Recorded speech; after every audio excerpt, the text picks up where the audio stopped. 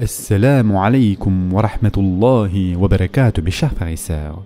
Aujourd'hui, Inch'Allah, nous allons parler de l'amour d'Allah Azza wa Jal et de son prophète Mohammed sallallahu alayhi wa sallam.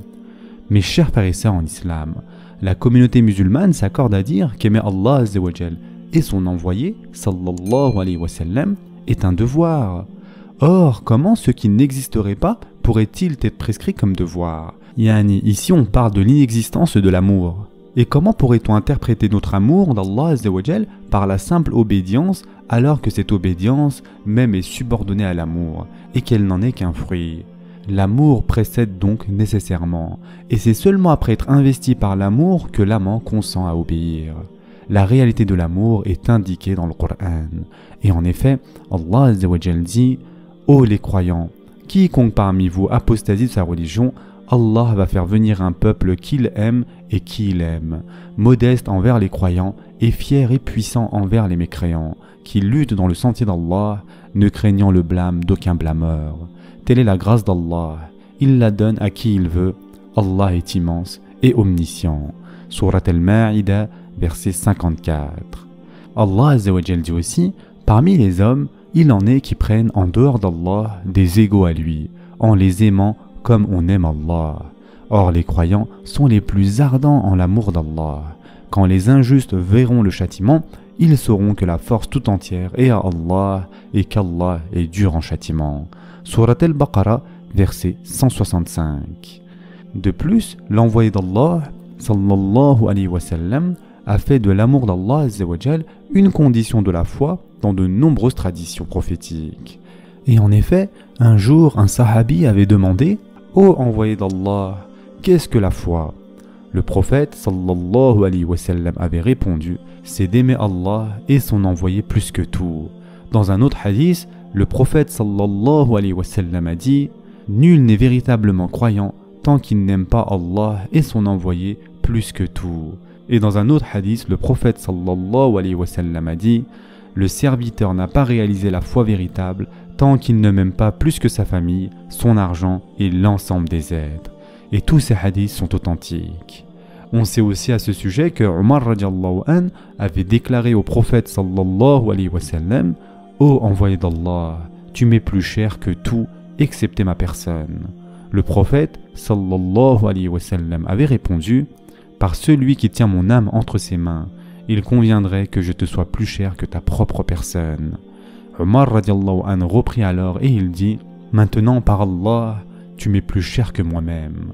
Le prophète sallallahu alayhi wa sallam reprit en disant: à présent oui Omar.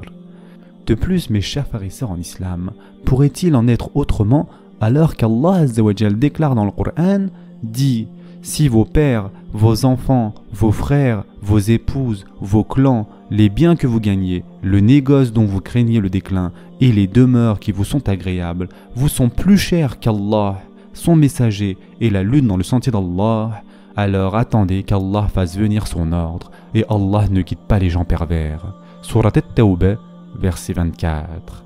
C'est d'autant plus évident que ce verset exprime la nécessité de l'amour sur le ton de la menace et de la réprobation.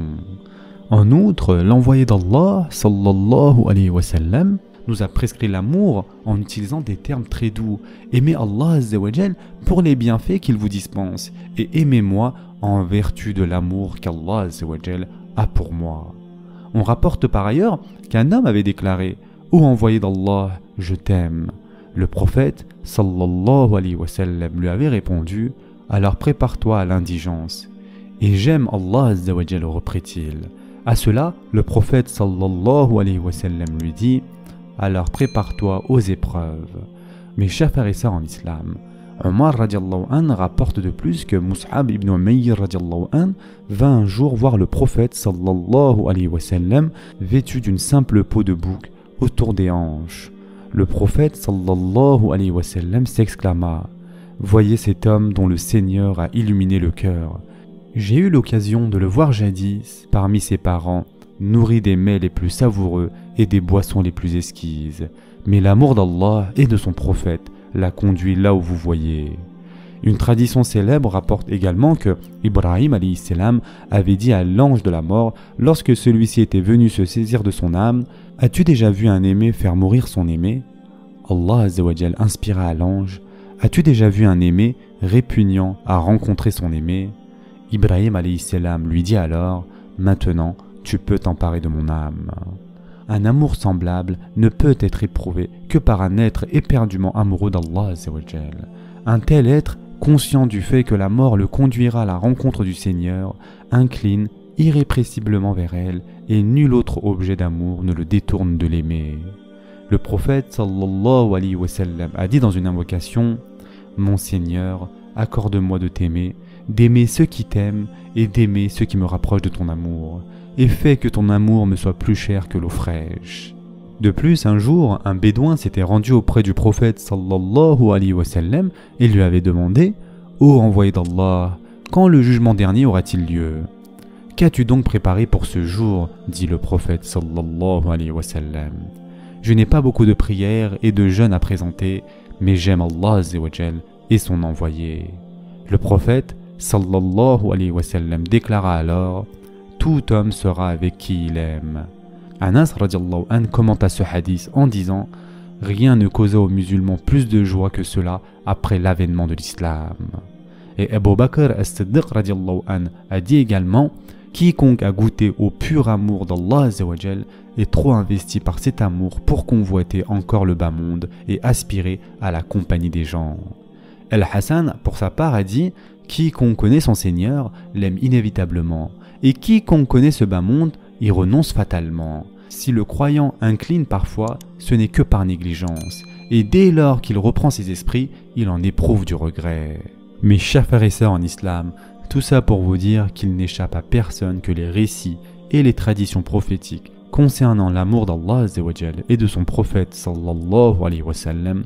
sont innombrables. Mais la difficulté réside davantage dans l'appréhension de la véritable nature de l'amour.